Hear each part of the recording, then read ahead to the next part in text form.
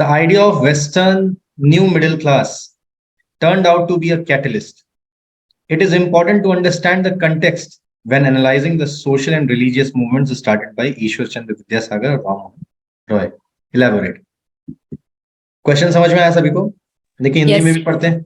पश्चिमी नए मध्यम वर्ग का विचार एक उत्प्रेरक बन गया. ईश्वर चंद्र विद्यासागर या राम मोहन रॉय द्वारा शुरू किए गए सामाजिक और धार्मिक आंदोलनों का विश्लेषण करते समय संदर्भ को समझना महत्वपूर्ण है. विस्तृत व्याख्या करें. समझ में आया क्वेश्चन क्या कह रहा है? कोई ऐसा जिसको क्वेश्चन नहीं समझ में आया? Sir good evening sir. Sir एक बार एक्सप्लेन कर देंगे कि क्वेश्चन क्या एग्जैक्टली पूछना चाह रहा है? हाँ ठीक है. देखिए हम सभी जानते हैं कि 19वीं शताब्दी के उत्तरार्ध में in the second half of the 19th century India में सोशियो रिलीजियस रिफॉर्म्स देखने को मिले थे. सोशियो रिलीजियस मूवमेंट्स चले थे. ये बात हम लोग जानते हैं. लेकिन उसका कारण क्या था? उसका कारण था कि इंडिया में एक नए वेस्टर्न मिडिल क्लास का उदय हो चुका, जो कि वेस्टर्न माइंडसेट का था. और उस मिडिल क्लास के उद्भव होने के कारण, मतलब उसके उद्भव होने ने एक कैटलिस्ट का रोल प्ले किया इन सोशियो रिलीजियस मूवमेंट्स में. इसी बात को आपको एलैबोरेट करना. मतलब ये जो अभी एक मिडिल क्लास उभरा था जो कि वेस्टर्न आइडियोलॉजी को मानता था, वेस्टर्न माइंडसेट का था, या फिर वेस्ट से काफी इन्फ्लुएंस था, ऐसा जो मिडिल क्लास खड़ा हुआ, इसके कारण से भारत में इस तरीके के सोशियो रिलीजियस मूवमेंट्स चलाना, रिफॉर्म्स करना इजी हो गया. या फिर इसने एक उत्प्रेरक की भूमिका निभाई, इसको फास्ट कर दिया, जल्दी हो गया. यही बात आपको समझानी है. Okay sir. Yes sir. Yes sir. चलिए बताइए किसने लिखा है? मैंने लिखा है सर. देवेश बताइए. Starting at social evils by their name derive their power from the society they are being practiced in. The main impact of the West was not only on the Indian economy, but the real idea was the rise of brown Englishmen, which happened with the Indian middle class with the help of Western education and gave the new direction to the Indian society. ठीक है, good. तो आप यहाँ पर बात बता रहे हैं rise of English educated middle class की. ठीक है, और कुछ? अच्छा एक और चीज देखिएगा, एक और चीज बस देखिएगा ना, थोड़ी सी बात बता दूं. इसमें आपको जैसे कई बार क्या होता है कि हम लोग इस तरीके के जो भारत में रहने वाले लेकिन अंग्रेजी शिक्षा व्यवस्था से पले बढ़े लोग, और वो लोग जो कि अंग्रेजों के सिस्टम से बेनिफिट होते थे, उनके बेनिफिशियरीज थे, उनके बारे में जनरली हम लोग ना डेरोगेटरी रिमार्क्स कुछ देते हैं. यहाँ पर ये नेगेटिव टर्म्स में नहीं बात कर रहा है, यहाँ पर ये उनकी पॉजिटिव टर्म्स की बात कर रहा है. तो अब कोई भी इस आंसर में कोई भी डेरोगेटरी रिमार्क मत लिखिएगा उनके. ठीक है? जैसे कि अभी आप हाँ मैं समझ गया.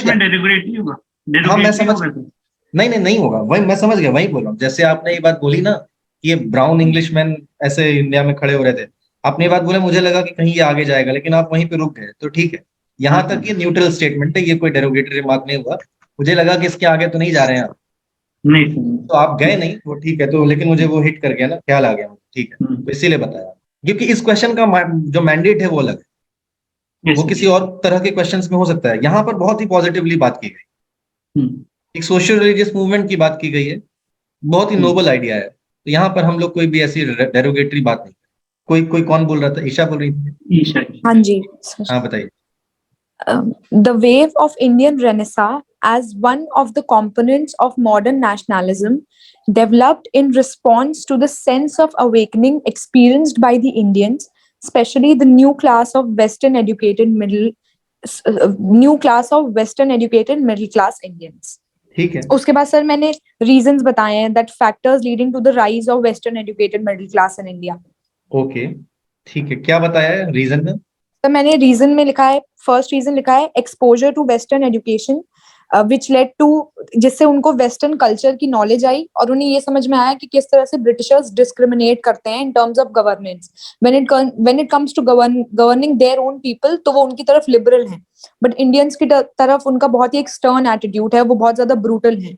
सेकंड मैंने लिखा है use of English as a link language, जिसकी वजह से जो साउथ के लीडर्स थे, नॉर्थ के लीडर्स थे, वो इजिली कनेक्ट कर पाए, इजिली कम्युनिकेट कर पा रहे थे, एक दूसरे से डिस्कस कर पा रहे थे कि किस तरह से ब्रिटिशर्स, मतलब एवरी नूक एंड कॉर्नर में लोग सफर कर रहे हैं इंडिया में. इट इज नॉट जस्ट कि ये कोई पर्टिकुलर रीजन की प्रॉब्लम है, as a pan India problem develop हो रहा है ये ब्रिटिशर्स का जो एक्सप्लॉयटेटिव नेचर है.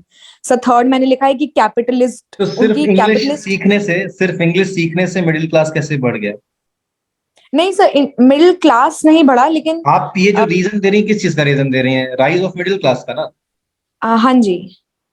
हाँ, तो राइज ऑफ मिडिल क्लास और सिर्फ English language, English as a connecting language कि नॉर्थ और साउथ के लीडर्स को कनेक्ट कर रही है, हाँ उसके लिए जी। कुछ लोग सीखना चाह रहे हैं, हाँ जी, तो वो उससे मिडिल क्लास कैसे बढ़ रहा है?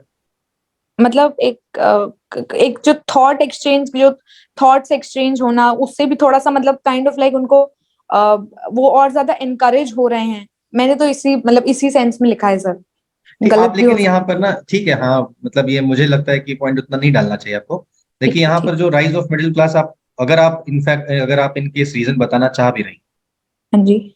तो आपको इसमें ब्रिटिशर्स के पॉइंट ऑफ व्यू से लिखिए, इंडियंस के पॉइंट ऑफ व्यू से भी लिख सकते हैं, लेकिन इंग्लिश के पॉइंट ऑफ व्यू से ज्यादा लिखिए कि वो क्यों चाहते थे, किस तरीके का क्लास वो बनाए। अच्छा, ये उनके बेनिफिट के लिए था ना। ठीक ये है हम एक बात समझिए, ये हमारे लिए कोई बाई चॉइस तो थी नहीं, सर। है ना? Yes sir. ये तो डिसीजन ब्रिटिशर्स का था कि उनको इस तरीके की एक क्लास इंडिया में करनी, बनानी। हम्म। क्यों बनानी? उनके अपने बेनिफिट के लिए, ईज ऑफ एडमिनिस्ट्रेशन के लिए। बार बार वो यस। अगर बार वही चीज, सेम चीज की बार बार वो अगर वो ब्रिटेन से एडमिनिस्ट्रेटर्स लेकर आएंगे तो उनके लिए महंगा होगा, प्लस इतने बड़े देश को चलाने के लिए इतनी संख्या ही नहीं उनके पास में। तो इनको इंडिया में से ही लोगों को तैयार करना होगा, ऐसे लोगों को जो कि इंडियन एजुकेशन, इंग्लिश एजुकेशन लिए हुए हों, इंग्लिश माइंडसेट के हों, और इंग्लिश रूल को इंडिया में इम्पोज कर सकते हो। तो पर्पज ही उनका था। Yes sir. तो आप ये बात बताएंगे कि ये ब्रिटिशर्स का डिसीजन था इस तरीके का एक क्लास तैयार करना, लेकिन हो क्या गया? उसका उसका एक आउटकम था ये, और ये बाई चांस, अच्छा, ठीक है। Obviously by chance. ठीक है, ठीक है।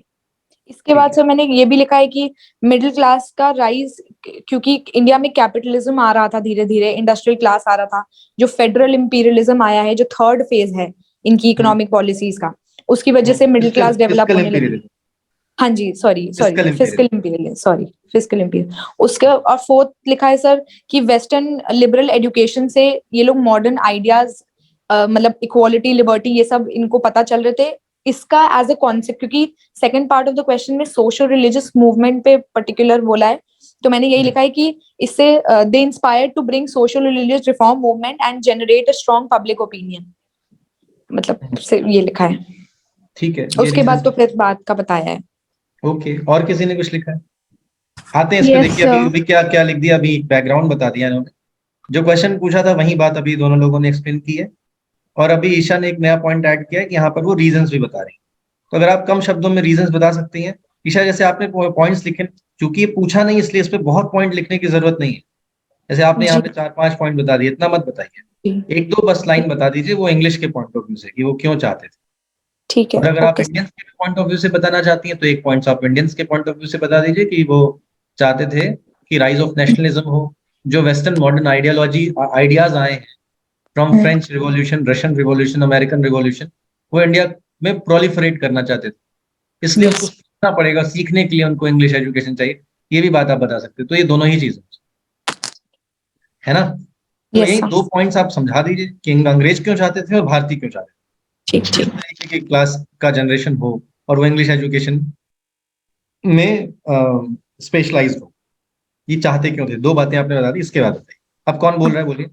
सर लेखा बोल रही हूँ। हाँ, लेखा। सर मैंने स्टार्ट किया है, development is not limited to the economy and polity but also to the social sphere. Society under British India were influenced by education, the new secular institution which became the medium for the new western middle class. फिर sir एक connecting line कर दी है, educated middleman like Ishwar Chandra Vidyasagar and Raja Ram Mohan Roy served as the catalyst through social reforms leading to enlightenment.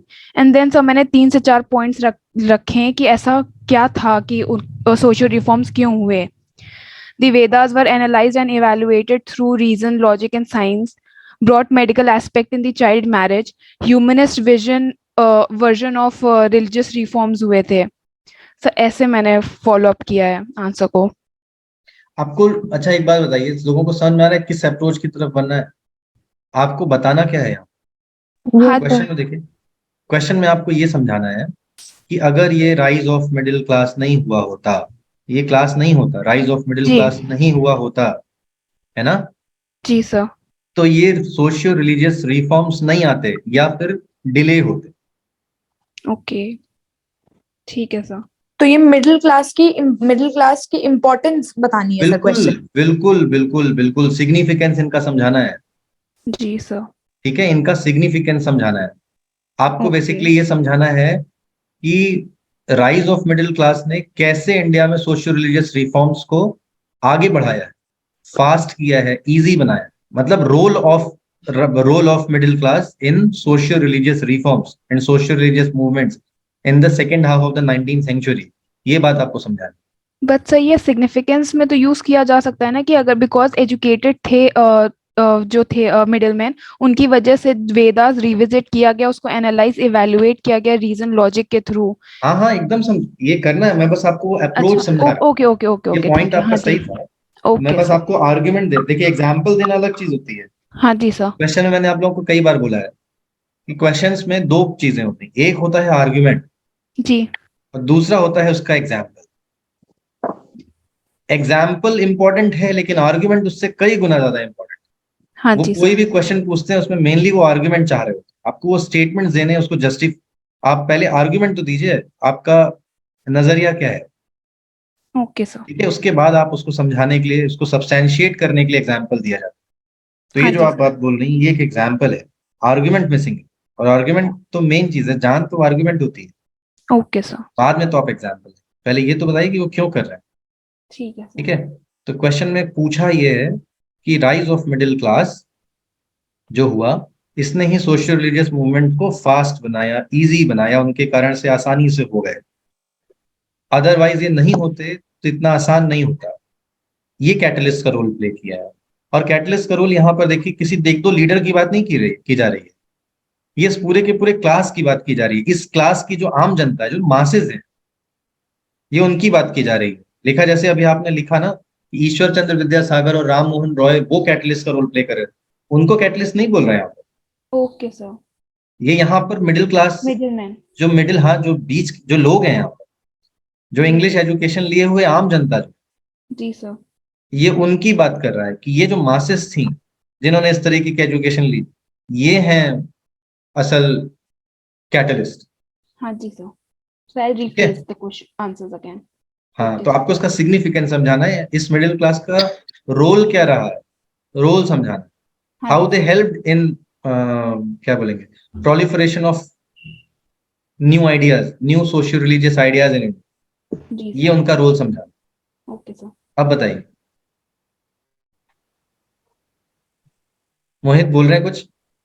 Yes sir. इसमें हाँ sir बताइए। हमने ये जो मतलब मिडिल क्लास का उदय हुआ तो वो हमने सर इंट्रोडक्शन नहीं बताया है, इसको सर मेन इंट्रोडक्शन में बॉडी में क्या लिखा शुरुआत है? में बताना। इसमें सर तो हमने लिखा होगा बताया, इंट्रोडक्शन। जी सर, इसमें लिखा है कि पश्चिमी आधुनिक विचारों से प्रभावित होकर राजा राम मोहन राय ने 19वीं शताब्दी में व्याप्त परंपरागत कुरीतियों बुराइयों को दूर करने का प्रयास किया, जिसमें सती प्रथा का विरोध, बाल विवाह पर प्रतिबंध, छुआछूत, महिलाओं को शिक्षा देना इत्यादि पर जोर दिया। इन्हीं विचारों को आगे बढ़ाने का काम ईश्वर चंद्र विद्यासागर ने किया। तब उसके बाद ये सर मिडिल क्लास कैसे मतलब उदय हुआ, ये सर बाद में लिखा हमने। ठीक है, देखिए यहाँ पे दो बातें हैं आपके सामने जिसको आप इंट्रोडक्शन में लिख सकते हैं। या तो आप एक इंट्रोडक्शन में सोशियो रिलीजियस मूवमेंट्स कौन से हुए, इनका एक बैकग्राउंड बता दीजिए, या जी फिर आप ये जो ये मिडिल क्लास का उद्भव है ना, इमरजेंस ऑफ मिडिल क्लास, इन दोनों में से किसी को भी आप इंट्रोडक्शन के तौर पर चुन सकते हैं। जी सर। देखिए यहाँ पर कीवर्ड एक बार पकड़िए, कीवर्ड क्या क्या है। The idea of western new middle class, एक ये है। It is important to understand the context when analysing the socio religious movements, एक ये है। जी ठीक है, स्टार्टेड बाय ईश्वर चंद्र विद्यासागर।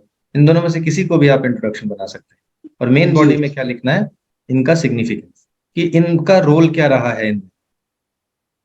ठीक है, जी यही जी मेन बॉडी में। इंट्रोडक्शन में आप दोनों में से किसी का भी के बारे में लिख सकते हैं। इनफैक्ट दोनों के बारे में थोड़ा थोड़ा लिख दें तो और अच्छा हो जाएगा। जी सर। तो आप जो मोहित आपने लिखा है सही लिखा है, जी सर। इंट्रोडक्शन ठीक है। ठीक है, अब बताइए आगे क्या लिखा है, मेन बॉडी में क्या लिखा है। उसमें सर फिर ये बताएं कि इनको मतलब ये अपने वो हित के लिए ब्रिटिशर्स इनका मतलब पहले शिक्षा दे रहे थे, उसके बाद फिर जब उदय हुआ तो लोग जागरूक हुए, तो यहाँ पर फिर उसके बाद जब राजा राम मोहन राय ने फिर अपने हिसाब से क्या किया, फिर उसको मैंने मतलब बताने का प्रयास किया। हाँ तो तो बताइए उसमें ना, लिखा है जी पढ़ के राजा राम सुनाइए। मोहन जी राजा राम मोहन राय का मानना था कि धार्मिक रूढ़िवादिता सामाजिक जीवन को क्षति पहुंचाती है। वे सभी मनुष्यों की सामाजिक समानता में विश्वास रखते थे और इस तरह से जाति प्रथा के विरोधी थे। जब तक महिलाओं को अशिक्षा, सती प्रथा, बाल विवाह आदि अमानवीय रूपों से मुक्त नहीं किया जाता, तब तक हिंदू समाज प्रगति नहीं कर सकता। फिर उसके बाद सर वो इनका जो मतलब इसमें धार्मिक आधार पर इन्होंने क्या सुझाव दिए और सामाजिक आधार पर, शैक्षिक आधार पर ये बताने का प्रयास किया। ये राजा राम मोहन रॉय का जी राजा राम मोहन राय। इतना सब क्यों बता रहे हैं? पूछा है क्या क्वेश्चन में? क्योंकि सर यही मतलब पूछा तो ये नहीं गया कि, लेकिन इनका रोल तो सर ज्यादातर था ना इनका।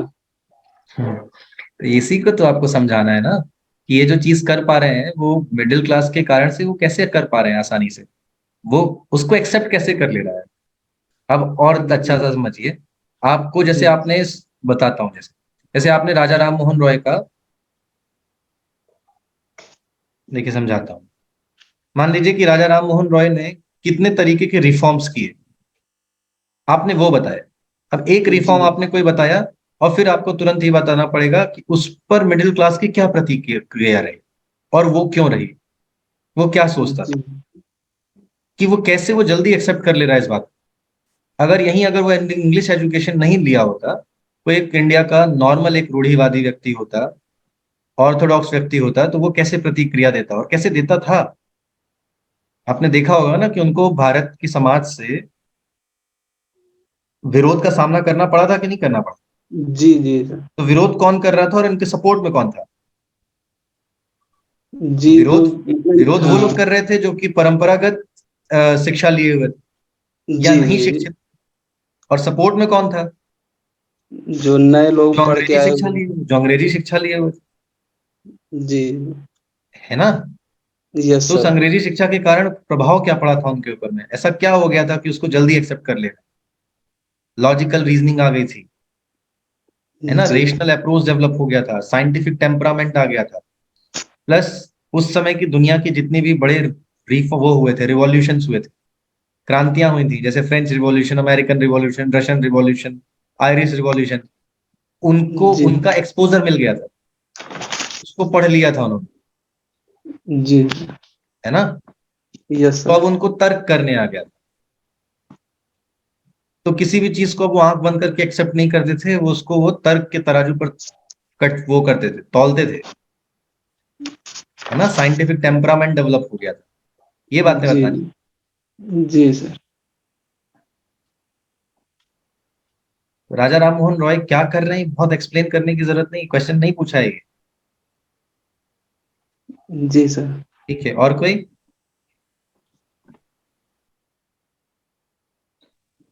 So Sir, main body हाँ ईशा गुड बोलिए। Evening sir.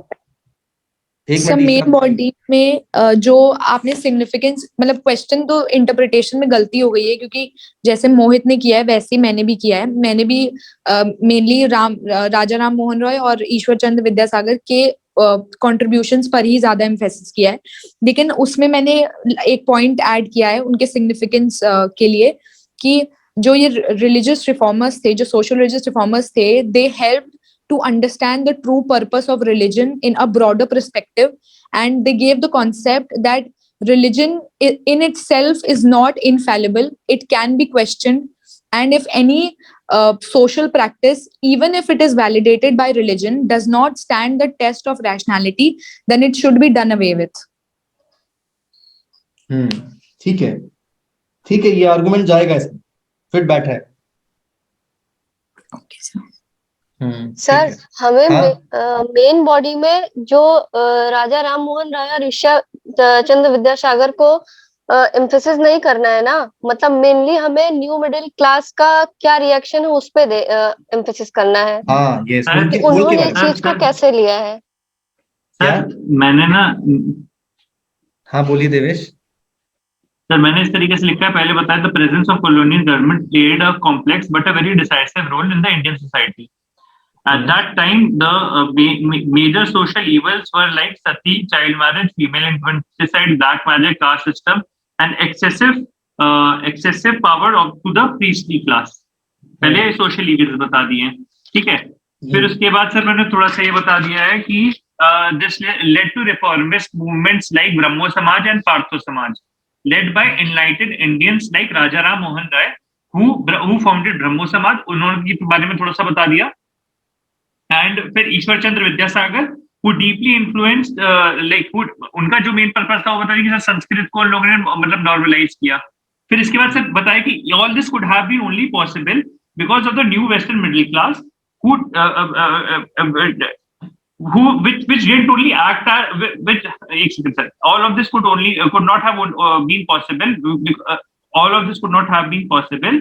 The new Western, if the new Western middle class wouldn't have acted as oxygen to the fire. मतलब बताया कि कैसे कैटलिस्ट हैं वो, और उस हिसाब से बताया most of these movements were supported by the upper middle class who were directly or indirectly related to the zameen, to the zamindars and the zameen, so they could influence the peasantry class and explain to them what these social evils really were. Okay एक minute, ये last की points फिर से बताइए जरा। Sir, all this could not have been possible if the new Western educated middle class didn't act as oxygen to the fire. Correct यही तो बताना, यस यही बताना।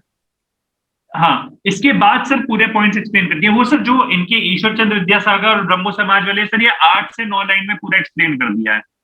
मतलब ये 8 से 9 लाइन ज्यादा बोल रहा हूँ मैं, 7 लाइन में बता दिया। मतलब कुछ मान के चलिए 50 वर्ड्स में थोड़ा बहुत, क्योंकि सर उनका भी वो था ना नाम लिखा, और थोड़ा बताना तो जरूरी रहेगा ही कि किया क्या है इन्होंने। नहीं देखिए आप बता दीजिए क्या क्या किया है, जरूर बताइए।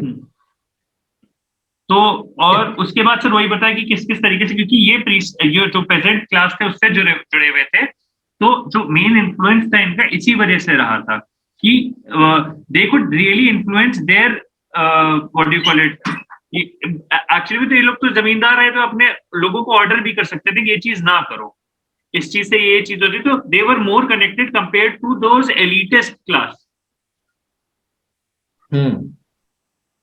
तो ये कंपैरिजन भी बता दिया। और सर इस चीज में सर ज्यादा एजुकेशन से ज्यादा सर इस चीज पर फोकस किया, ये सोसाइटी से ज्यादा टच में थे, क्योंकि they were also not out, ऐसे लिखा है सर कि they were really connected to the ground as they were not the elites and neither they were the peasantry class. They were in the middle, so they were more connected to the society compared to the elites. Correct बहुत अच्छा point है, बहुत अच्छा point. ठीक है, चलिए हम लोग मेन बॉडी में आते हैं। मेन बॉडी में हम लोगों को ये बात समझानी है कि how the rise of middle class was fuelling these social religious movements in India. कैसे वो हेल्प कर रहे थे, how they were helping the social religious movements in India, यही समझाना है आपको, है ना? तो पहली बात जो इसमें से है, जो ये पॉइंट मैं लूंगा, बहुत अच्छा पॉइंट है कि पहली चीज तो ये कि जो इंडिया का मिडिल क्लास जनरेट हुआ था वो इतना भी दूर नहीं हो गया था। They were not elites and they were connected to the ground, they were connected to the ground. तो अगर उनको कोई बात समझ में आ गई और वो चूंकि जमीन से जुड़े हुए हैं, इसलिए उस बात को वो जल्दी फैला सकते हैं, प्रोपोगेट कर सकते हैं। ठीक है, एक बात तो ये हो गई। दूसरी बात, और उन्होंने कैसे हेल्प की है, और कैसे हेल्प की है? ऐसे हेल्प की है कि सेल्फ एनलाइटनमेंट हो गया, उस इंग्लिश एजुकेशन के कारण उनका एनलाइटनमेंट पहले हो गया था, by exposure to the logical approach, है ना? Logical approach, rational mindset, scientific temper आया, and exposure to the modern ideas and ideologies emerging from French revolution, American revolution. जी, सर एक चीज पूछना है मुझे, डाउट है थोड़ा सा। बोलिए। सर जैसे इसमें कह रहे हैं the idea of the western new middle class, तो सर जैसे कोई कंट्री है और वहाँ की मिडिल क्लास जब इवॉल्व होती है, उसका डेवलपमेंट होता है, तो वो कहीं ना कहीं दूसरे कंट्रीज पर भी उसका इफेक्ट होता है, ठीक है sir. For example sir America है, फ्रांस था, तो कहीं ना कहीं जब मिडिल क्लास का डेवलपमेंट हुआ तो अदर कंट्रीज के लिए भी एज ए फ्यूल इसने ऐड किया। तो सर यहाँ पे कह रहे हैं वेस्टर्न न्यू मिडिल क्लास, तो सर क्या इसका दूसरा एंगल हम ये ले सकते हैं कि वेस्ट में जो मिडिल क्लास डेवलपमेंट हुई, उस मिडिल क्लास के डेवलपमेंट की वजह से इंडिया के सोशल रिलीजियस मूवमेंट्स पर क्या इफेक्ट पड़ा, ना कि इसको ये लेकर के कि इंडिया में जो वेस्टर्न मिडिल क्लास डेवलपमेंट हुई। दोनों हो सकता है, दोनों हो सकता है। आप इंग्लैंड में जो वेस्टर्न, मैं समझ गया आपका क्वेश्चन। इंग्लैंड में जो मिडिल क्लास का उद्भव हुआ उसके कारण से क्या हुआ, उनके यहाँ पे डिमांड बढ़ी, उनके यहाँ पे इंडस्ट्रियलाइजेशन आया, है ना। उनके यहाँ पर वो जो मिडिल क्लास जनरेट हुई उसने अपने यहाँ पे राजा को टैक्स देना शुरू किया, तो उनके यहाँ पे क्लेरिजीज खत्म हुए, उनके यहाँ पे मॉडर्नाइजेशन पहले आया, उनके यहाँ पे कैपिटलिज्म शुरू हुआ। उस कैपिटलिज्म के कारण इंडिया में वेस्ट वो आए, यूरोपियंस आए, इंग्लिश आए, उन्होंने अपना रूल इम्पोज किया और उसके बाद उन्होंने यहाँ पर सोशल मतलब भारत में जो उनका रूल एस्टेब्लिश हुआ, आगे चलकर जो इंडिया में सोशल रिलीजियस रिफॉर्म्स हो रहे हैं उसमें उनका रोल है। ये बात आप बता सकते हैं, जोड़ सकते हैं, दूर से जोड़ सकते हैं। सर हिमांशु चाइनीज इम्पैक्ट भी बताना चाहता है सर मिडिल क्लास। कौन सा इम्पैक्ट? चाइना पे क्या इम्पैक्ट? अरे सर वो देवेश पागलों वाली बातें करता है सर, उसकी बातों पे ध्यान न दीजिए। अरे नहीं, इस तरह की बातें नहीं करी भाई, हम लोग पॉइंट पे है ना। ठीक है। तो नहीं, देखिए जो हिमांशु ने जो क्वेश्चन पूछा, जेन्युइन क्वेश्चन, वो मजाक उड़ाने वाली बात नहीं, एकदम जेन्युइन बात उन्होंने पूछी।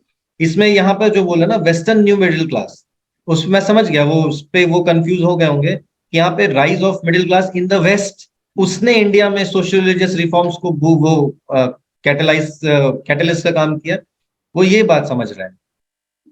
हालांकि देखिए ठीक है, यहाँ पर ऑब्वियसली यहाँ पे इंडियन मिडिल क्लास की बात ज्यादा की जा रही है, लेकिन वेस्ट में जो मिडिल क्लास जनरेट हुआ, क्या उसका कोई रोल पड़ता है? अगर आप चाहें तो इस पे सोच सकते हैं। एक अच्छा मतलब ये रास्ता है आपको सोचने के लिए, है ना। सोचिएगा इस पे, ये भी सोच सकते हैं क्या उसका कोई लिंक है इससे। ऐसे ही कर सकते हैं कि उनके उद्भव होने के कारण ही कॉलोनियलिज्म हुआ, उनके कारण ही ब्रिटिशर्स आए, और फिर वो ब्रिटिशर्स आए तो इंग्लिश एजुकेशन आई तो ये सब कुछ आया, जिसकी अभी हम लोग बात कर रहे थे, साइंटिफिक टेम्परामेंट। जब हम लोग वेस्टर्न की बात करते हैं सर, जब वेस्टर्न की बात करते हैं सर, तो हम लोग इससे क्लियर नहीं लगता। जैसे सर हम लोग वेस्टर्न सोसाइटी को वो कर रहे हैं कि वेस्टर्न न्यू मिडिल क्लास की जब बात कर रहे हैं तो हम लोग अपने ही सोसाइटी की बात कर रहे होंगे। हम ऑब्वियसली अपने ही, तो हम लोग पूरे आंसर में अभी तक अपने ही बात कर रहे थे। हिमांशु ने बोल दिया, कर सकते हैं ना, हिमांशु ने बोल दिया, इसलिए मैं उधर गया। बट क्या है ना कि देखिए इसमें वो एंगल से सोचने की बात आ रही है ना। हाँ, लेकिन हिमांशु आप उधर बहुत ज्यादा बात सही है। सुनिए हिमांशु, लेकिन उधर बहुत ज्यादा जाने की जरूरत नहीं, क्योंकि उसको आप बहुत ज्यादा जस्टिफाई नहीं कर पाएंगे। क्वेश्चन उस नजरिए से पूछा भी नहीं है। क्वेश्चन यहाँ पर इंडियंस के बारे में ही है कि इंडिया में जो नई मिडिल, इसलिए पॉइंट आया ना दिमाग में, क्योंकि जो फ्रेंच रेवोल्यूशन था 1789 का, तो उसमें ये एक बड़ा फैक्टर था कि वहां की जो मिडिल क्लास थे वो काफी जल्दी से जो है एक तरीके से अपर हाई क्लास बन रहे थे, जो कि नोबे रिचे हम जिन्हें कह रहे थे। तो इस वजह से वहां पे एक फ्रेंच रेवोल्यूशन का एक रीजन भी ये था। देखिए कहीं पर दुनिया में कोई भी देश हो, कहीं पे भी हो, जो मिडिल क्लास होता है उसकी संख्या ज्यादा हो, है ना। तो इस तरीके से कुछ शेप होता है। अगर आप देखें कि बहुत हाई इनकम के लोग जो लोग होते हैं उनकी भी संख्या कम है, और जो बहुत लो इनकम के लोग हैं उनकी भी संख्या कम होती है। मिडिल क्लास ही सबसे ज्यादा संख्या में है। तो मिडिल क्लास चूंकि मासेस में होता है, वो जिधर की तरफ में करवट लेगा समाज उधर ही की तरफ में बदल जाए, है ना। मेजोरिटी पॉपुलेशन जो सोच रही है समाज वैसे ही हो जाएगा, ठीक है। लेकिन अभी फिलहाल हम लोग इस क्वेश्चन को जल्दी कंप्लीट करें, इस पे बहुत ज्यादा फंसे रहने की जरूरत नहीं है ना। क्वेश्चन क्या कह रहा है समझ में आ गया, इंट्रोडक्शन समझ में आ गया। अब हम लोग मेन बॉडी पे आते हैं। मेन बॉडी में हम लोग को बताना है कि जो मिडिल क्लास जनरेट हुआ उसने कैसे हेल्प की। तो पहला तो वो ये इस तरह से हेल्प कर रहा है कि वो अभी बहुत एलीट नहीं बना है, ग्राउंड से कनेक्टेड है, अगर उसको कोई बात समझ में जल्दी आ जाती है तो वो जल्दी पहुंचा भी सकता है नीचे तक। एक तो ये थी। दूसरी चीज, चूंकि वो इंग्लिश एजुकेटेड था, उसको logical approach, rational mindset, scientific temperament सब जनरेट हो गया था। मॉडर्न आइडियाज का एक्सपोजर था, जो कि French revolution, American revolution, Russian revolution से आ रही थी। तो वो इस कारण ये चीज भी वो लोगों तक पहुंचा रहा था। तो साइंटिफिक टेम्परामेंट खुद भी उसके पास थी और साइंटिफिक टेम्परामेंट उसने नीचे भी प्रोलिफरेट किया। तो एक तो ये बात थी। तीसरी बात, अब वो हर चीज को चूंकि साइंस के कसौटी पर कसता था, तो अगर कोई भी बात लॉजिकल थी तो उसको जल्दी समझ में आएगी। It was easy to understand for this new middle class the ideas and reforms put forth by the reformers जो आइडियाज दे रहे थे, जो रिफॉर्म लाना चाह रहे थे, इस मिडिल क्लास के लिए उसको समझना आसान, वो जल्दी समझ जा रहा था, उसको आसानी से समझ जा रहा था। और अगर आसानी से समझ जाएगा, ये आसानी से समझ जाएगा और ग्राउंड से कनेक्टेड है तो जल्दी समझा भी देगा। ये एक बात हो गई। और बताइए और क्या रोल था इसका, अब बताइए Devesh. Sir this is my ending मैंने इसी तरीके से किया है कि I have to live for others and not for myself, this is the middle class mentality. तो इस चीज के बाद ये लिखा कि this kind of a mindset help the social religious reforms to further deepen into the society, changing the क्या कहते हैं India, causing the change of the Indian society to go from the medieval to the modern age of civilization. Yes. अब देखिए, ठीक है, अभी main points अभी और बचे हुए। अभी आप जैसे और चीज बताइए। जैसे ही उसने ये सारे मॉडर्न आइडियाज सीख लिए, तो अब वो क्या करता था, ये जो इंडियन मिडिल क्लास है ना, वो एट पार आना चाहता था इंग्लिश सोसाइटी के। उसकी एस्पिरेशन बढ़ गई थी। ये होगा कि नहीं, बोलिए। Yes, sir. Yes sir, yes sir. है ना, it wanted to come at par with the western society. वहां पर जो चल रहा है वो वैसे ही इंडिया में भी करना चाह रहा है।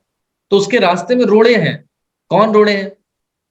इस सती प्रथा, ये ऑर्थोडॉक्स, जितने भी सोशल इविल्स, यस, जितनी भी सोशल इविल्स हैं, ये सती प्रथा हो गया, विडो री मैरिज हो गई, कास्ट सिस्टम हो गया, चाइल्ड मैरिज हो गई, ये सारी चीजें उसके सामने रोड़े थी। अब जैसे कि आप देखेंगे कि कोई भी अपने से उच्च समाज के साथ में क्या करना चाहता है, तालमेल बिठाना चाहता है, वैसे ही बनना चाहता है, उसको कॉपी करना चाहता है।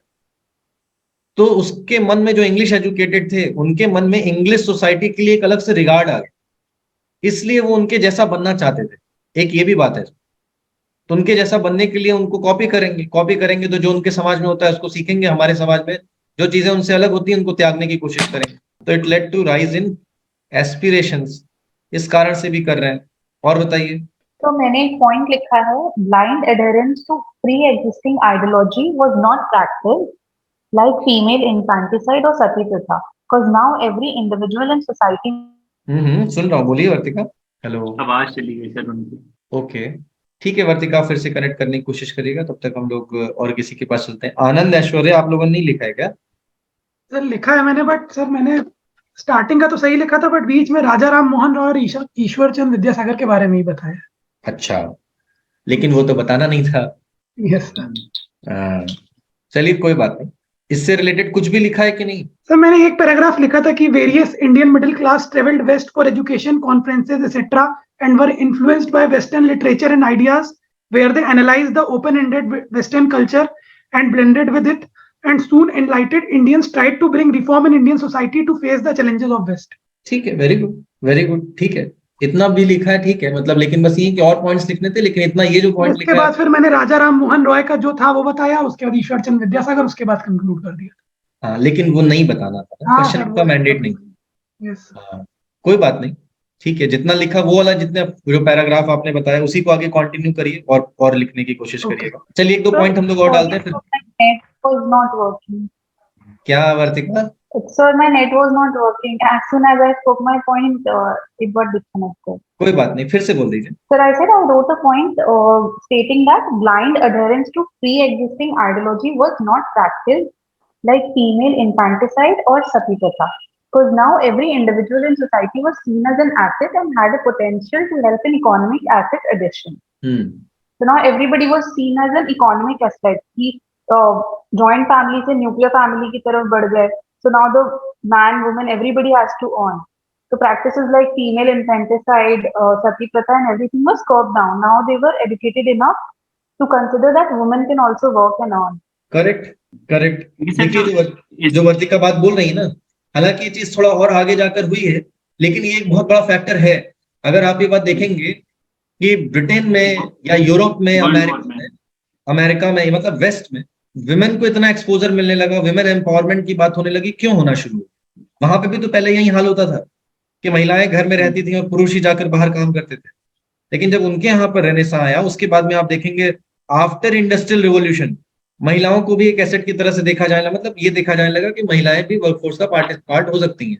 लेबर फोर्स पार्टिसिपेशन रेट में हम लोग women labour force participation rate देखते हैं अभी, तो वो उस समय से देखा जाना शुरू हो गया।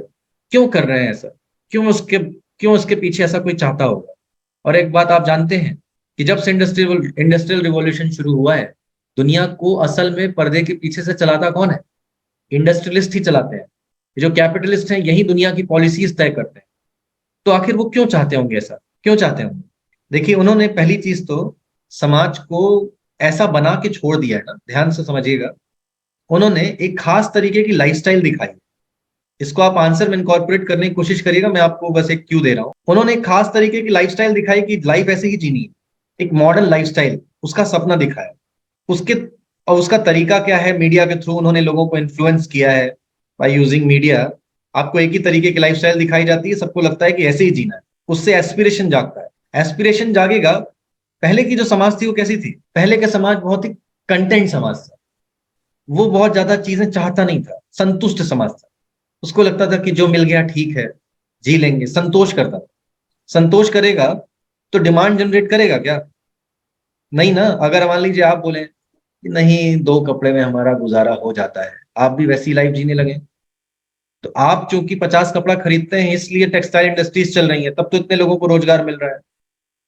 या फिर आप ऐसा बोलिए कि आप इतना जो वो एस्पिरेशन रखते हैं, खास तरीके से आप जीवन जीते हैं मीडिया को देख के, तो आप डिमांड जनरेट करते हैं। तो फैक्ट्रीज होती हैं, फैक्ट्रीज में लोगों को काम करना होता है, लेबर की ज्यादा जरूरत है और वो भी सस्ते लेबर चाहिए।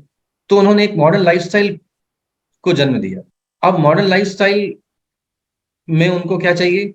लोगों के एस्पिरेशंस जगाने। एस्पिरेशंस आएंगी, डिमांड आएगी तो इंडस्ट्री चलेगी। लेकिन इंडस्ट्री में क्या चाहिए? लेबर चाहिए। अब सस्ते लेबर चाहिए, ज्यादा लेबर चाहिए। तो एक ही वर्ग अगर उसमें क्या करता रहेगा, काम करता रहेगा, से कि सिर्फ पुरुष काम करते हैं, तो नंबर ऑफ वर्कर्स ये कम रहेंगे ना। अगर महिलाएं भी आ गई तो नंबर ऑफ वर्कर्स क्या हो गए? ज्यादा हो गए। और अगर नंबर ऑफ वर्किंग पॉपुलेशन ज्यादा हो गई और जॉब्स क्या है? कम है, तो जो लेबर कॉस्ट है वो गिर जाएगी, लेबर का जो प्राइस है ना वो गिर जाएगा। डिमांड सप्लाई, ज्यादा लेबर्स हैं, एम्प्लॉयमेंट अपॉर्चुनिटीज कम है, तो हर एक लेबर क्या बोलेगा? भैया हमको काम दे दो, हम काम करने के लिए तैयार है, कम पैसे में काम करने के लिए। तो एक तो उससे लेबर रेट गिर जाएगा अगर ज्यादा नंबर ऑफ लेबर्स होंगे तो। एक ये है। दूसरी चीज, जो लॉ एक खास तरीके की लाइफस्टाइल दिखा दी, उससे एस्पिरेशन बढ़े। अब इस एस्पिरेशन को पूरा करने के लिए इस घर का एक व्यक्ति ही काम करेगा, इससे काम नहीं चलेगा। तो in order to fulfil this aspiration, अब घर के हर एक व्यक्ति को काम करना होगा या ज्यादा व्यक्तियों को काम करना होगा। घर में हेड ऑफ फैमिली अगर पुरुष है, अकेले उसके काम करने से नहीं होगा, महिला को भी काम करना पड़ेगा। तो कैसे आप उसको काम करने के लिए भेजेंगे? समझ में आ रहा है? आपको रिफॉर्म्स करने पड़ेंगे। समाज जिस तरीके से बना हुआ है, समाज का ताना बाना ही चेंज करना पड़ेगा। अगर उसके रास्ते में रिलीजन आ रहा है तो रिलीजन की बाउंड्रीज तोड़नी होगी, समाज आ रहा है समाज की बाउंड्रीज तोड़नी होगी। ये सब काम कराया गया है। अब इसमें उनका पर्पस जो भी था, लेकिन उसके बहाने कोई अच्छा चीज हो गया, ठीक है। अगर विमेन की स्थिति में से सुधार आया है तो अच्छा है। तो एस्पिरेशंस को पूरा करने के लिए अब एक व्यक्ति का काम करना सफिशिएंट नहीं था। It was not enough for one earning member to fulfil the aspirations, इसलिए काम करना पड़ेगा आप सभी को। तो ये चीज करा रही है मीडिया, और ये करा रहे हैं ये इन्फ्लुएंसर्स, ठीक है। आप इसको कहीं ना कहीं इससे जोड़ सकते हैं कि मिडिल क्लास ऐसा काम क्यों कर रहा है, कैसे वो जल्दी अपना ले रहा है। आप ये वाली बात बता सकते थे कि एस्पिरेशंस जाग गए। एस्पिरेशंस को पूरा करने के लिए एक व्यक्ति के काम करने से अकेले काम नहीं चलेगा, और भी लोगों को काम करना पड़ेगा। और बताइए सर। कुछ ऐसा ही पॉइंट मैंने लिखा था कि rise in the middle class associated with the religious movements, क्योंकि रिलीजियस मूवमेंट्स के बारे में भी लिखना था। तो एक पॉइंट था सर मेरा ये कि the efforts of Vidyasagar and Roy not only associated with socialistic movements, but their eyes were also on hard religious practices, because the increasing logical and rational thinking associated with the rise in new middle class in Europe, West, and also in India provide the basis to further religious movements.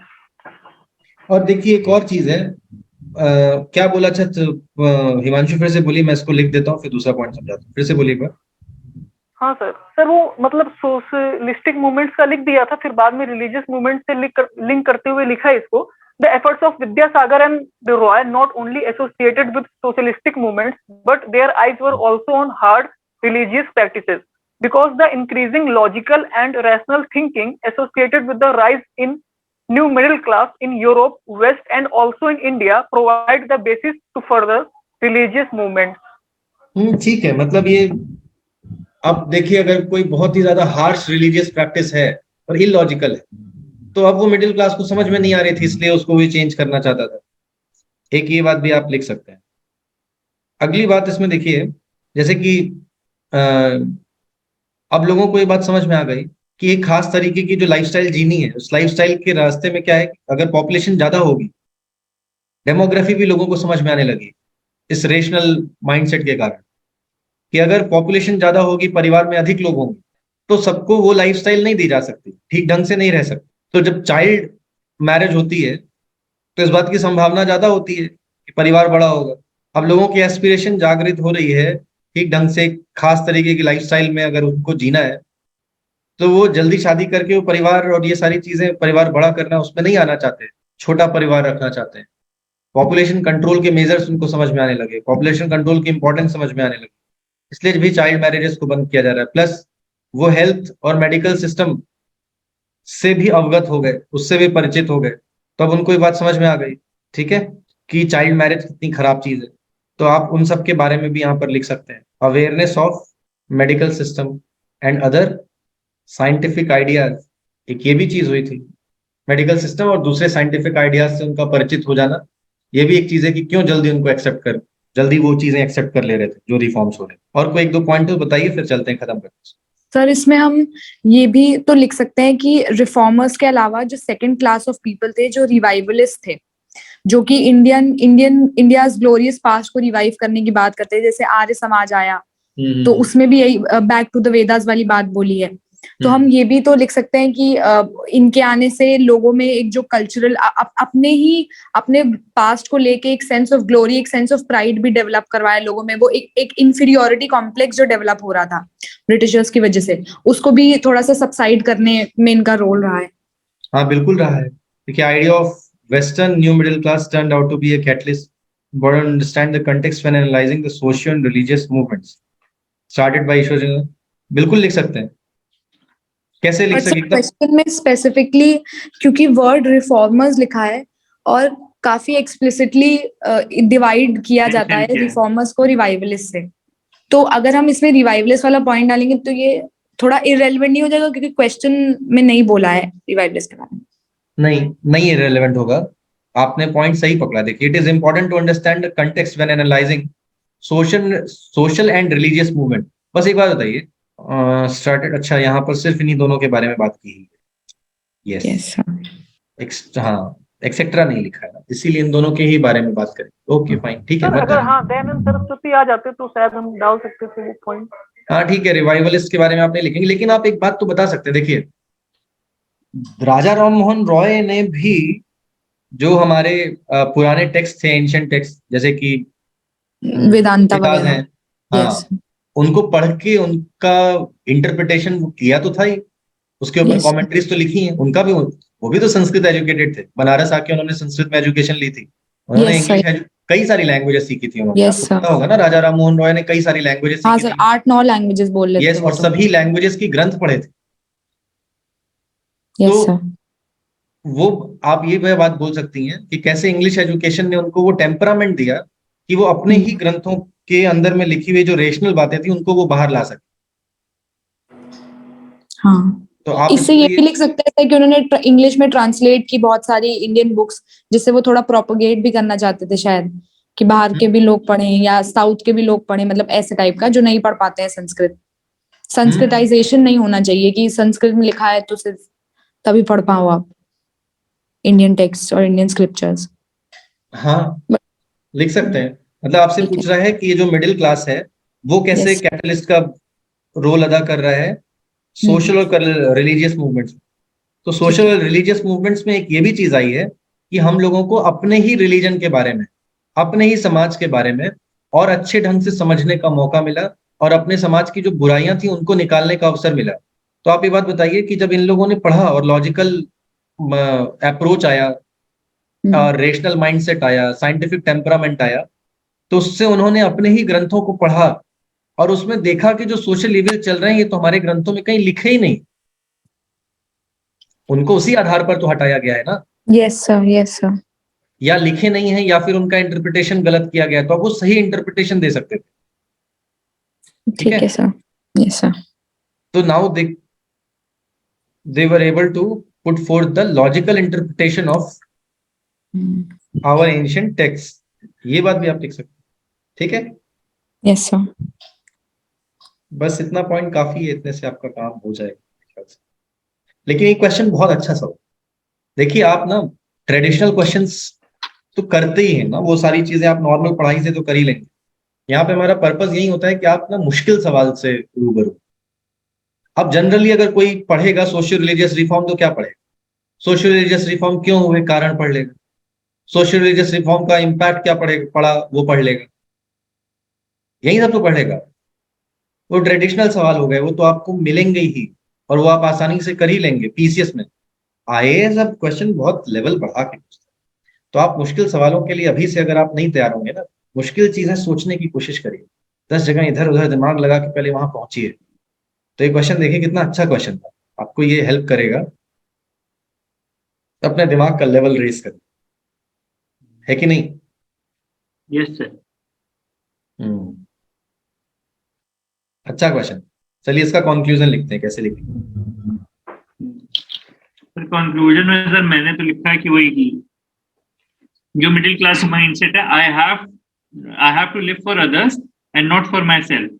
The middle class mindset helped the socio-religious reform movements to penetrate deeper into the society and thus pushing India from the medieval to the modern age. Okay, ये बात तो ठीक है। आपने significance of middle class बता दी और ये बात बता दी, सिग्निफिकेंस ऑफ मिडिल क्लास बताया, और कैसे एक बात बताई कि उनके कारण से भारत मेडिवल से मॉडर्न इरा में पहुंचा है। ठीक है, एक ये बात तो हो गई सही। और क्या तरीका है, कैसे और लिख सकते हैं?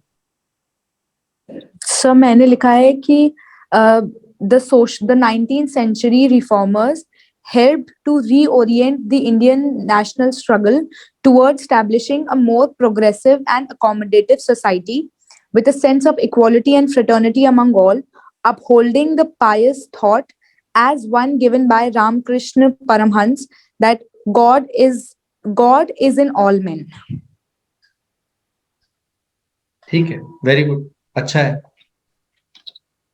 यस सर, मैंने भी लिखा है। एक मिनट आनंद, बस ईशा जी सर। एक बार फिर से पढ़ेंगे क्या? जल्दी से पढ़िएगा। The 19th century social religious reformers they helped to reorient the Indian national struggle towards establishing a more progressive and accommodative society with a sense of हो गया। मैं आप देखिए, मैं बता रहा हूँ कि आपने क्या लिखा है, इसको कैसे लिखा। आपने ये बात बताई कि ये जो राइज ऑफ मिडिल क्लास हुआ, इसका रोल क्या रहा? Role in Indian national movement, यही बोल रहा था कि ये हो गया। एक चीज मैंने इस सेंस में भी ये चीज लिखी है, रीओरिएंट जो लिखा है, क्योंकि इससे पहले जब भी इंडियन नेशनल स्ट्रगल में लोग फाइट करते थे तो एक साइकोलॉजी ये थी कि जैसे पुराना सिस्टम है वही चाहिए, ब्रिटिशर्स को हटाना है। लेकिन जैसे जो नए थॉट्स थे कि डेमोक्रेसी लानी है या लिबर्टी, ये सब इन्हीं की वजह से आया है। मैंने इस सेंस में रीओरिएंट वर्ड यूज किया है। बहुत सही, बहुत सही, ठीक है, very good.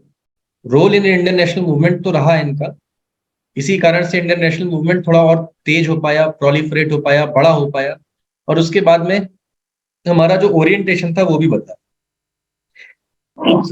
Change in orientation. Very good, बहुत अच्छा पॉइंट। ये भी आप इसको लिख सकते हैं, ऐसे लिखेंगे तो और अच्छा रहेगा। ठीक है, बताइए आनंद। Sir, the reform movement by Western middle class even influenced Constitution of India, which prohibits untouchability, discrimination, etc., and promotes social justice right to education among the citizens. Very good, ये भी बहुत अच्छा है। आप इसको आगे के कॉन्स्टिट्यूशनल डेवलपमेंट से भी जोड़ सकते हैं, कॉन्स्टिट्यूशनल डेवलपमेंट से जोड़ सकते हैं, उनका रोल वहां तक देखने को मिलता है। आज के समाज से भी जोड़ सकते हैं, प्रेजेंट डे सोसाइटी तक उनका क्या रोल है वो भी आप इसको जोड़ के देख सकते हैं। अच्छा है, तो यही दोनों चीजें आप लिखिए मेरे ख्याल से, इंडियन नेशनल मूवमेंट, ये तीनों ही आप बातें ना इसमें जोड़ सकते हैं कि कैसे इंडियन नेशनल मूवमेंट में बदल।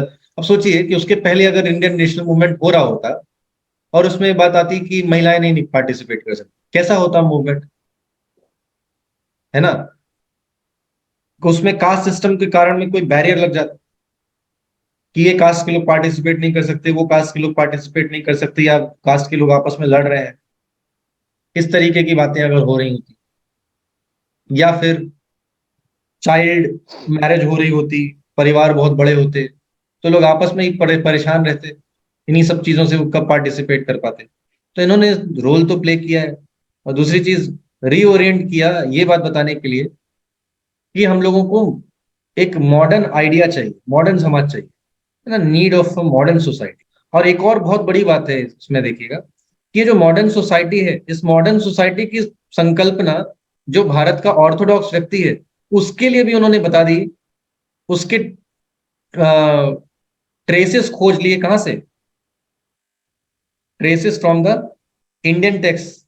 उन्होंने ये बात खोज के बता दी कि देखो ये सारी आइडियोलॉजी इंडिया के टेक्स्ट में कहाँ लिखी हुई, इंडिया के ग्रंथों में कहाँ लिखी हुई, स्क्रिप्चर्स में कहाँ लिखी हुई है ना, उसकी जड़ें उन्होंने उसी से जोड़ के दिखा दी। तो अब कोई मना भी नहीं कर सकता, उसकी एक्सेप्टेंस बढ़ गई। सर मैंने भी लिखा एक पॉइंट। हिमांशु? हाँ जी सर। और आपके साथ में भी कोई बोल रहा है, चलिए पहले हिमांशु आप बोल लीजिए, उसके बाद सर पल्लवी, पहले हिमांशु को बोल लेने दीजिए। हाँ बोलिए हिमांशु।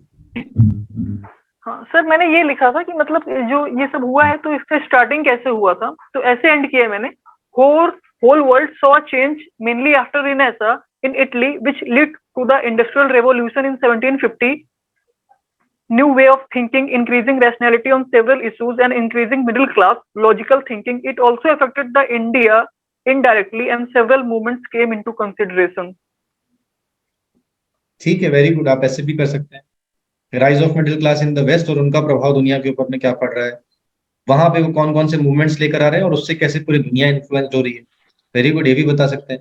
और आप देखिए एक और चीज बात बता सकते हैं कि दुनिया में कहीं पे भी अगर राइज ऑफ मिडिल क्लास होता है उसका क्या प्रभाव पड़ता है इन जनरल, और एग्जाम्पल देके बता सकते हैं। और ये लिख सकते हैं कि India is no different example. हर जगह ऐसा होता है कि अगर कहीं पर मिडिल क्लास का राइज होता है तो राइज होने के बाद में आपको चेंजेस नजर आए समाज में, और आप एग्जाम्पल लिख दीजिएगा, French revolution, Russian revolution, American revolution, और उसका प्रभाव वैसे ही भारत के ऊपर में पड़ा, ये भी बात बता सकते हैं। ऐसे भी किया जा सकता है। ठीक है, ये अच्छा सा। सर इसमें एक चीज पूछनी है सर कि इस टाइप का क्या क्वेश्चन आने के चांसेस हैं? और क्या, ऐसे थोड़ी करा रहा हूँ। नहीं मतलब मैं वही जानता कि सर जैसे कि प्रीवियस क्वेश्चन देखेंगे सर तो उसमें भी काफी सिमिलर आंसर, लेकिन ऐसे मॉडर्न से केवल 2 क्वेश्चन आएंगे। किसी से 2 क्वेश्चन आए, लेकिन आप कठिन क्वेश्चन की तैयारी करिए। इजी क्वेश्चन आएंगे तो हमें पता है कि अब आप लोग कर लेंगे। अच्छा, ये तो जैसे कि अब ये जो चीज है सर, अब जैसे कि जो यही क्वेश्चन है सर कि अगर जैसे ये तो एक ओवरऑल आउटलुक हो गया, जैसे सेकंड क्वेश्चन है ना, ये सर अगर हम लोग ने विवेकानंद की सेइंग ना पढ़ी, चलो उस पर कल आएंगे, लेकिन सर मैं इस चीज से पूछ रहा था कि इस हिसाब से तो सर हम लोग को हर एक चीज को बहुत ही ज्यादा ध्यान से पढ़ना पड़ेगा कि एनालिटिकल स्किल ज्यादा होनी चाहिए। एनालिटिकल स्किल ज्यादा होनी चाहिए, डेप्थ में पढ़ने की कोई बहुत खास जरूरत नहीं है। अभी बताइए, अभी सर फैक्ट्स क्योंकि सर ज्यादा दिए नहीं है हम लोगों ने। अरे कोई बात नहीं, क्वेश्चन नंबर 1 अभी जो हम लोगों ने डिस्कस किया, इसमें आपको कितनी पढ़ाई की जरूरत पड़ी? नहीं सर, क्योंकि फैक्ट्स थे ही नहीं इसमें कुछ, केवल आपको बेसिक आउटलाइन बताना, तो उस समय का तो और क्या, तो मेन चीज तो आर्गुमेंट ही है ना, आर्गुमेंट ही तो जानना चाहता है। देखिए बात समझिएगा, वो आपसे क्या चाहता है, वेल लर्न्ड माइंड नहीं चाहता, वेल फ्रेम्ड माइंड चाहता, वेल फॉर्म्ड माइंड चाहता। हाँ, कि बहुत नॉलेज भरी उसके अंदर में, थोड़ी चाहता है कि बहुत इंफॉर्मेशन हो। तो पता है गूगल पे सब अवेलेबल है, मतलब हम लोग इंफॉर्मेशन रिवॉल्यूशन के दौर में जी रहे हैं, फिंगर टिप पे इंफॉर्मेशन आपके पास है। वो चाहता है आपका रेशनल माइंडसेट, कि आप सोच सकते हैं कि एनालिटिकल पावर है कि नहीं। नया क्वेश्चन आ गया, आप एनालिसिस करके खुद लिख। इस क्वेश्चन में अभी जो सोचिए हम लोगों ने जितना दिमाग लगाया 1 घंटे में, इस क्वेश्चन में आपको किस चीज की जरूरत थी, किस नॉलेज की जरूरत पड़ी? केवल और केवल सोसाइटी की, कैसा सोसाइटी काम करती है उस चीज के बारे में। बस इसी की तो दिमाग ही तो लगा रहे हैं इतनी देर से, और क्या कर रहे हैं?